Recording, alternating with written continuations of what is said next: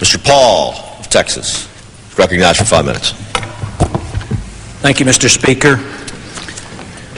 In recent months, there's been a lot of discussion on the House floor dealing with campaign finance reform. I've spoken out on this issue, and once again, I want to make some comments about how I see this problem and what we might do about it.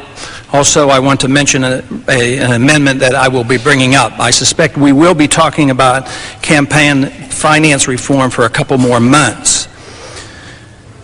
I see this somewhat differently from others. Others see that all we have to do is regulate the money and we're going to solve all our problems. But all governments are prone to be influenced by special interests. That's the nature of government. So the smaller government that you have, the less influence you have, and the less effort there is made to influence the government. But when you have a big government, there will be a lot of people and a lot of groups that will want to influence government, and that's where I see the problem. 25 years ago in the 1970s, after Watergate, the Congress wrote a lot of rules and regulations. Hundreds of candidates have filled out forms and have done all kinds of things that have been very complicated but have achieved very little. The problem is every bit as bad as it was before, and most people admit that.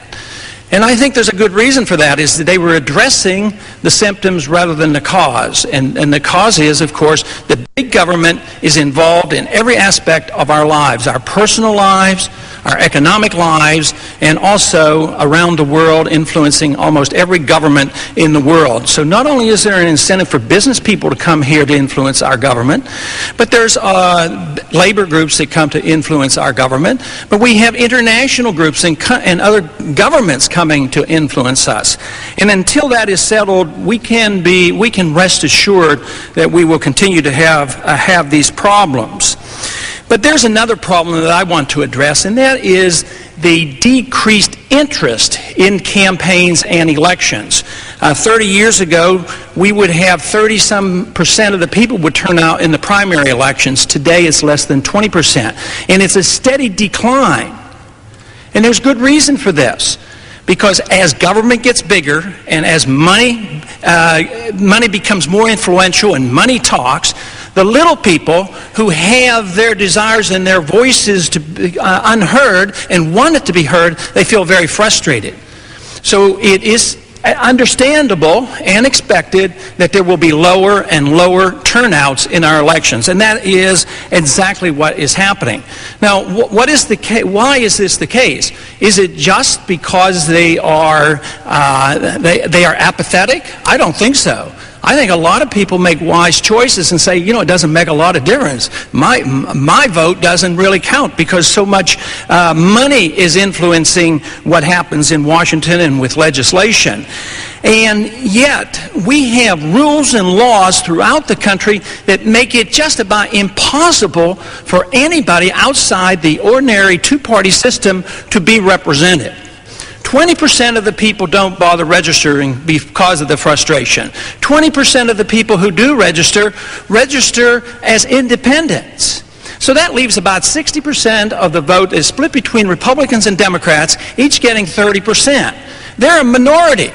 The people who are really shortchanged are the majority, that 40% who feel unrepresented and very frustrated about the situation. Well, how does this come about? Well, it just happens that Republicans and Democrats tend to control every legislative body in the country, every state legislative body. And therefore, they write rules and regulations and have high fees for people getting on ballots, and you don't have any competition.